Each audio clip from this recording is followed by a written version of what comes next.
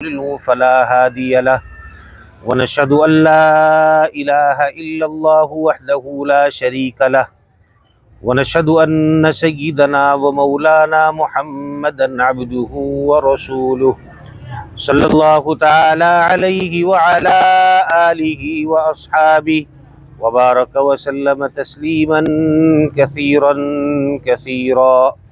अम्मा बअदु फ़अऊज़ु बिल्लाहि मिनश शैतानिर रजीम बिस्मिल्लाहिर रहमानिर रहीम। क़द अफ़्लहल मुमिनून अल्लज़ीना हुम फ़ी सलातिहिम ख़ाशिऊन वल्लज़ीना हुम अनिल लग़्वी मुअरिज़ून वल्लज़ीना हुम लिज़्ज़काति फ़ाइलून। वक़ाल अन्नबिय्यु सल्लल्लाहु तआला अलैहि वसल्लम सल्लू कमा रअयतुमूनी उसल्ली। सदक़ल्लाहु व सदक़ रसूलुहुन नबियुल करीम व नहनु अला ज़ालिका लमिनश शाहिदीन वश्शाकिरीन वल्हम्दुलिल्लाहि रब्बिल आलमीन। मेरे अज़ीज़ भाइयों, मुहतरम दोस्तों और बुज़ुर्गों, खुतबे के अंदर सूरह मुमिनून की इब्तिदाई आयतें तिलावत की गई हैं। इन आयात में अल्लाह रब्बुल इज़्ज़त ने फलाह पाने वाले ईमान वालों का तज़किरा फरमाया है और उनकी जो सिफ़ात हैं उन सिफ़ात का तज़किरा फरमाया है। क़द अफ़्लहल मुमिनून के ईमान वाले कामयाब हो गए। अल्लज़ीना हुम फ़ी सलातिहिम ख़ाशिऊन कि वो लोग कि जो अपनी नमाज़ों के अंदर खुशू रखते हैं। सबसे पहली सिफत जो इन आयात के अंदर तिलावत की गई है, जो सबसे पहली सिफत जिक्र की गई है, वो नमाज की सिफत है और नमाज के अंदर खुशू इख्तियार करने वाली सिफत है। नमाज एक अहम तरीन इबादत है। ये इतनी अहमियत रखती है कि जिस शख्स की नमाज दुरुस्त होगी उसकी हर चीज़ दुरुस्त हो जाएगी। जिसकी नमाज दुरुस्त नहीं उसका कुछ भी दुरुस्त नहीं। इंतहाई अहम चीज़ है और नमाज की अहमियत बहुत ज़्यादा है और इसके अंदर आम तौर पर गफलत भी बहुत ज़्यादा पाई जाती है। हुजूर नबी करीम सल्लल्लाहु अलैहि वसल्लम ने ये इरशाद फरमाया, एक दिन नमाज पढ़ाई, नमाज के बाद सहाबा से मुखातिब हुए और फरमाया कि सल्लू कमा रअयतुमूनी उसल्ली, कि तुम नमाज ऐसे अदा करो जैसे मुझे नमाज पढ़ते हुए देखते हो। तो नमाज के अंदर हुजूर नबी करीम सल्लल्लाहु अलैहि वसल्लम का तरीक़ा लेकर के आना ये ऐन इबादत है। हम आम तौर पर जैसी नमाज हमने सीख ली एक मरतबा और पढ़ना शुरू कर दी तो बस उसको पढ़ते ही चले जाते हैं। कभी रुक कर ये गौर नहीं करते कि हम ये जो नमाज पढ़ रहे हैं ये नमाज सुन्नत के मुताबिक है या नहीं। हालांकि इसके मुतालिक सोचना चाहिए, कभी कभी नमाज को टटोलना चाहिए, नमाज को देखना चाहिए कि ये जो नमाज में अदा कर रहा हूँ ये सुन्नत के तरीक़े के मुताबिक है या नहीं। अगर तरीक़े के मुताबिक नहीं तो इसको सीखना चाहिए।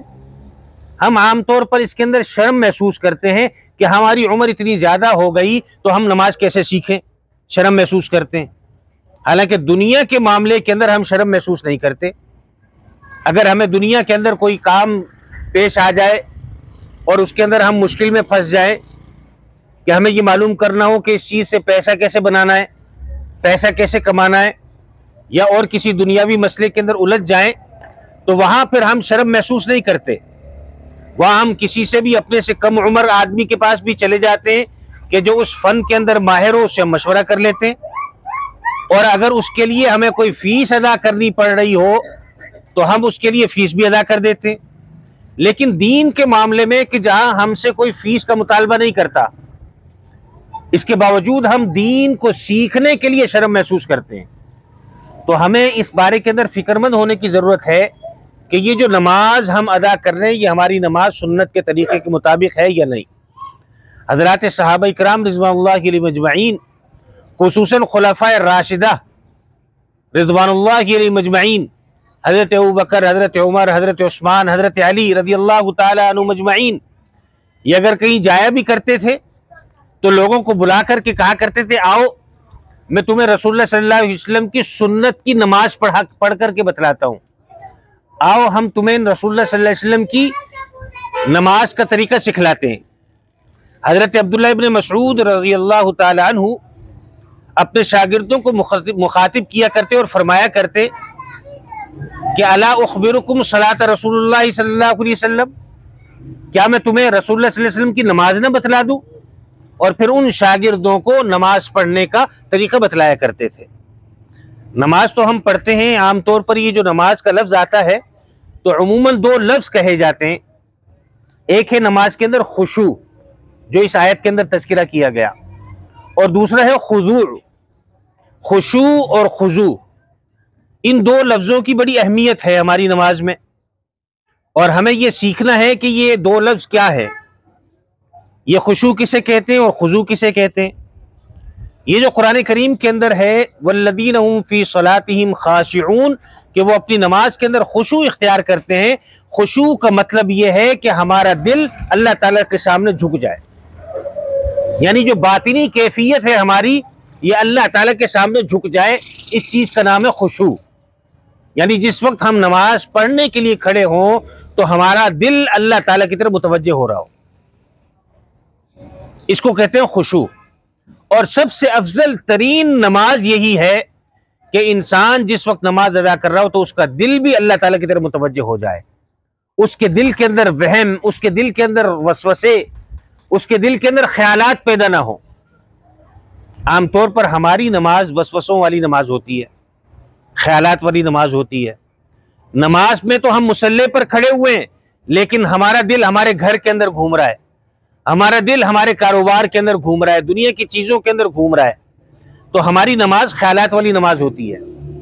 एक जगह पर एक इमाम साहब ने नमाज पढ़ाई, असर की नमाज थी, 4 रकात पढ़ाकर सलाम फेरा तो एक मुक्तदी उठकर खड़ा हो गया कि इमाम साहब आपने आज 4 की जगह 3 रकातें पढ़ाई हैं। इमाम साहब ने बाकी मुक्तदियों से पूछा तो बाकियों ने कहा हजरत आपने 4 पढ़ाई हैं, लेकिन वो अकेला मुक्तदी वो इसरार करने लगा कि जी नहीं, आपने 3 रकातें पढ़ाई हैं, 4 नहीं पढ़ाई। बाकी सब मुक्तदी कह रहे हैं, इमाम साहब भी कह रहे हैं कि मैंने 4 रकातें पढ़ाई हैं, लेकिन वो एक मुक्तदी कहता है जी नहीं, आपने 4 नहीं 3 रकातें पढ़ाई हैं। कहा जी आप ये क्यों कहते हैं कि 3 रकातें पढ़ाई हैं, 4 नहीं पढ़ाई। कहा हजरत बात यह है कि मैं अपनी हर रकात के अंदर एक दुकान का हिसाब करता हूं और मेरी टोटल 4 दुकानें। आपने जिस वक्त सलाम फेरा तो मैं 3 दुकानों का हिसाब पूरा कर चुका था, चौथी का बाकी था, लिहाजा आपने 4 रकातें नहीं 3 रकातें पढ़ाई हैं। तो हमारी कैफियत भी यही होती है कि हम नमाज तो यहाँ मुसल्ले पर खड़े होकर के पढ़ रहे होते हैं, लेकिन हमारा दिल इधर उधर सैर व तफरी कर रहा होता है, अपने बीवी बच्चों के साथ घूम रहा है, अपने कारोबार के साथ घूम रहा है, दुनिया के झमेलों के अंदर हमारा दिल घूम रहा होता है। तो ये वसवसों से खाली नमाज करेंगे तो ये नमाज होगी खुशू वाली नमाज, और इसी की तलकीन हमें की गई है। अब जब हमारे दिल वसवसों से पाक नहीं होते, इसका ये मतलब नहीं कि हम नमाज पढ़ना ही छोड़ दें, बल्कि कोशिश करना चाहिए कि हम अपने दिलों से इन ख्यालात को पाक कर दें। उसका आसान तरीका यह है कि जब नमाज के लिए खड़े हों, हमारा दिल भटकने लगे, हम उसे खींच कर अल्लाह ताला की तरफ ले आएं। जैसे ही भटकने लगे हम खींच कर दोबारा नमाज की तरफ ले आएं, जैसे ही भटकने लगे हम दोबारा उसको खींच कर उस नमाज की तरफ उस दिल का रुख कर दें।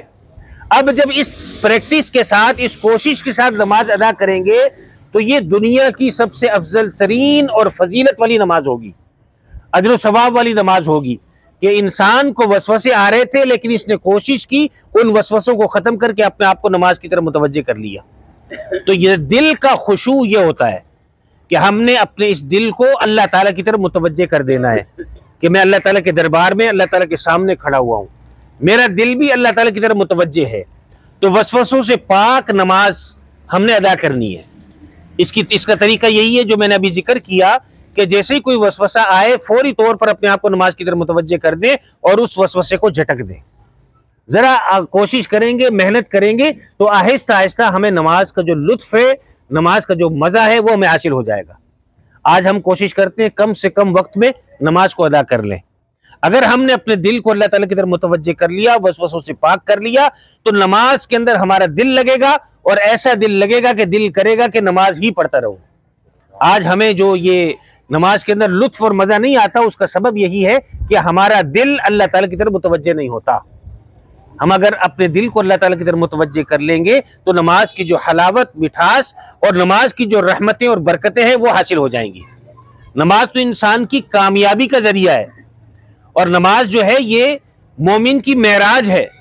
हुजूर नबी करीम सल्लल्लाहु अलैहि वसल्लम मेराज पर तशरीफ ले गए, अल्लाह ताला की ज़ियारत की तो अल्लाह ताला से ये सवाल किया, या अल्लाह मैंने तो तेरी ज़ियारत कर ली, मेरी मेराज हो गई, मेरी जो उम्मत के लोग हैं उनकी मेराज क्या होगी? तो अल्लाह ताला ने उनको तोहफे के अंदर 5 नमाजें तोहफा दे दी कि ये जब भी ईमान वाला नमाज पढ़ेगा ये ईमान वाले की मेराज होगी, ये ईमान वाले की मेराज होगी। इसीलिए नमाज को कहा गया, हुजूर नबी करीम सल्लल्लाहु अलैहि वसल्लम फरमाया कि अस्सलातु मेराजुल मुमिनीन, नमाज क्या है? ये मोमिन की मेराज है। और इसी तरह हुजूर अलैहिस्सलातु वस्सलाम ने ये भी फरमाया कि नमाज मेरी आंखों की ठंडक है, कि इस नमाज से आंखें ठंडी हो जाती हैं। हमारी आंखें अगर ठंडी नहीं हो रही तो हमारा दिल जो है ये नमाज के अंदर मुतवज्जे नहीं हो रहा। अच्छा, दूसरी चीज क्या है? खुजू। खुजू यह है कि अपने बाकी जिस्म को क़िबला रुख कर लेना, अपने बाकी जिस्म का पूरे जो आज़ा है इनको अल्लाह ताला के सामने झुका लेना, यह खुजू कहलाता है।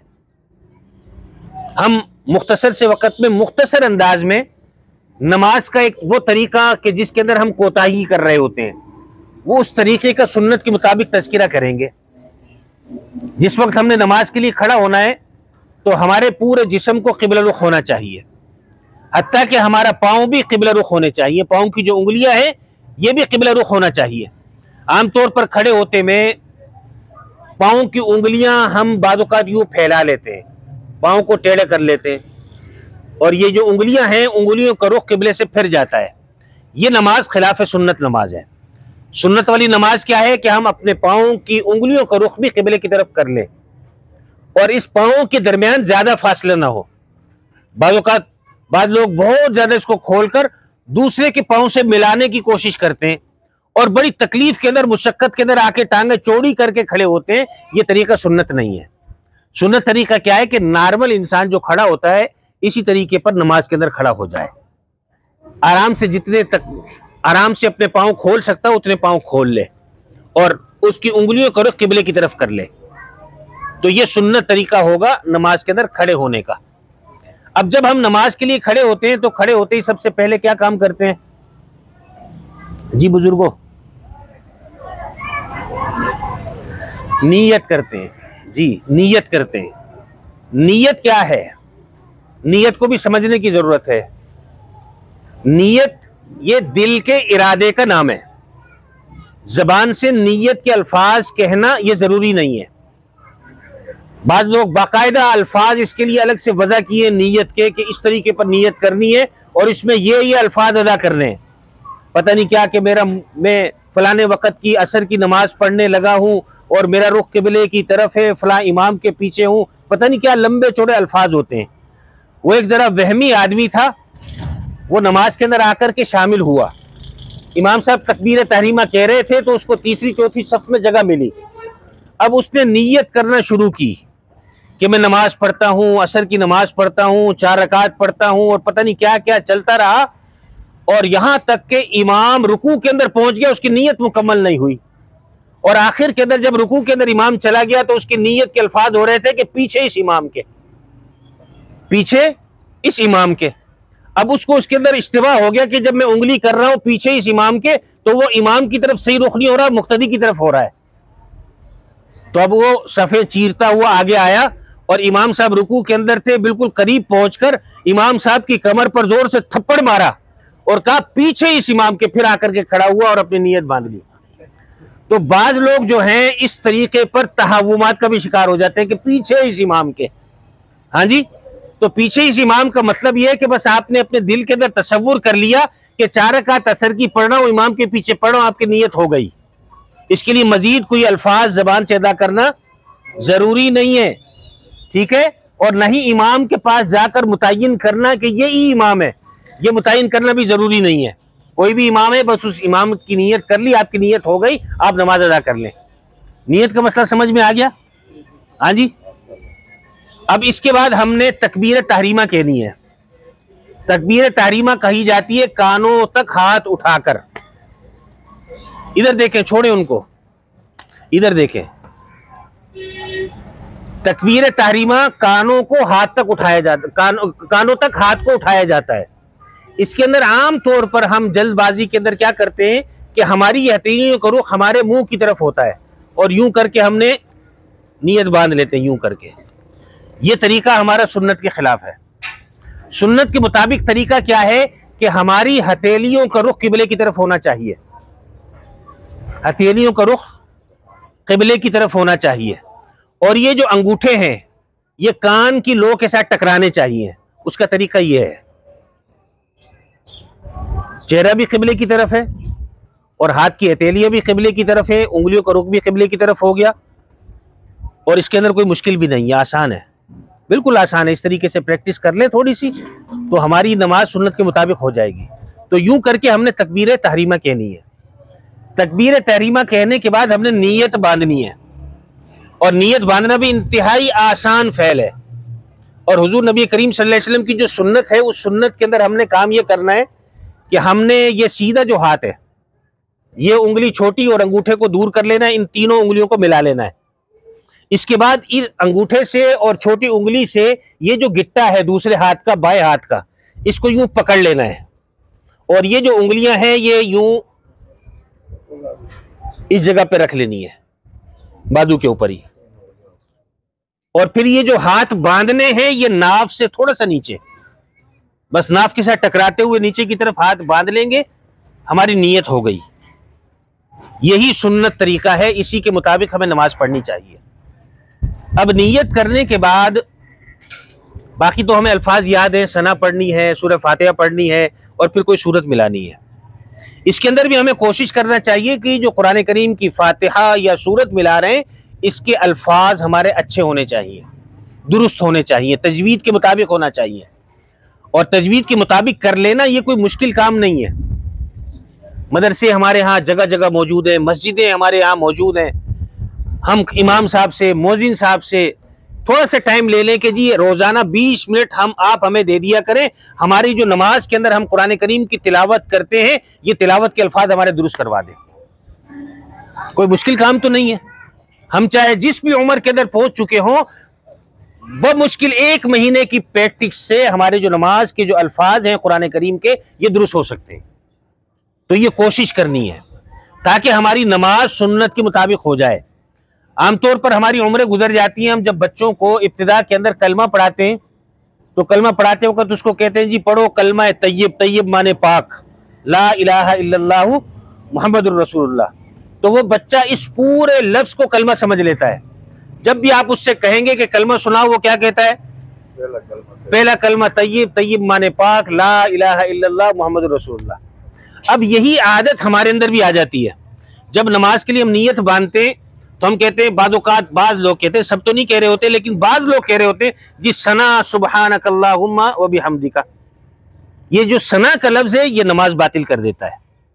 सना का लफ्ज नहीं कहना, डायरेक्ट पढ़ना सुब्हानकल्लाहुम्मा व बिहम्दिका, ठीक है। तो ये इसके अंदर भी हमें ये एहतियात करनी है। तो वो जो हमारी बचपन के अंदर रटाई हुई चीज़ है ना, वो बुढ़ापे के अंदर भी हमारे यहाँ शामिल हो जाती है। नीयत बांधते ही कहते हैं जी सना सुब्हानकल्लाहुम्मा व बिहम्दिका। तो इससे बचाना है अपने आप को, ठीक है। फिर नीयत दुरुस्त, वो हमने अपने कुरान करीम के अल्फाज जो है वो भी दुरुस्त करने हैं, कोशिश करनी है, मेहनत करनी है और तालीम हासिल करनी है कुरान करीम की। चाहे हमारी इसके हासिल करते करते मौत आ जाए तो ये बड़ी फजीलत की चीज़ है। बुढ़ापे के अंदर भी अगर सीखते सीखते कुरान करीम हम इस दुनिया से चले गए, हदीस के अंदर आता है कि जो तालीम हासिल करते वक्त करते करते इस दुनिया से चला जाए तो कब्र के अंदर उसके लिए फरिश्ता मुतय्यन कर दिया जाता है और क़यामत तक उसे तालीम देता है। तो फजीलत की चीज़ है, सीखना चाहिए चाहे हमारी जो भी उम्र क्यों ना हो गई हो। तो कुरान करीम की तिलावत के जो अल्फाज हैं ये हमारे दुरुस्त होने चाहिए। इसके बाद हमने रुकू करना है। रुकू के अंदर हमारी कैफियत ये होनी चाहिए कि हमारी सुरीन, कमर और सर जब हम रुकू के अंदर जाएं तो ये बिल्कुल बराबर होना चाहिए। ये तीनों चीजें हमारी बिल्कुल एक लेवल के अंदर होना चाहिए। उसका आसान तरीका यह है कि अपनी टांगों को बिल्कुल सीधा कर ले और अपने हाथों को भी बिल्कुल सीधा कर ले और इसके बाद ये घुटनों को अपने हाथों से, उंगलियों से, हाथों की उंगलियों से यूं पकड़ लें फैलाकर। अब जब इस कैफियत के अंदर हम रुकू करेंगे तो हमारा रुकू सुन्नत के मुताबिक हो जाएगा। सर, सुरीन और कमर ये बराबर एक लेवल के अंदर आ जाएंगे, तो ये हमारा रुकू क्या होगा, सुन्नत के मुताबिक हो जाएगा। अच्छा, जब हम नमाज पढ़ते हैं, रुकू से उठते हैं, फिर सजदे के अंदर जाना है, तो रुकू से जैसे ही उठते हैं तो उसके अंदर जल्दबाजी नहीं करनी चाहिए। बाज़ों का जल्दबाजी होती है, रुकू से पूरे खड़े भी नहीं हुए सजदे के अंदर चले गए, एक सजदे से उठे नहीं फौरन दूसरे सजदे के अंदर चले गए।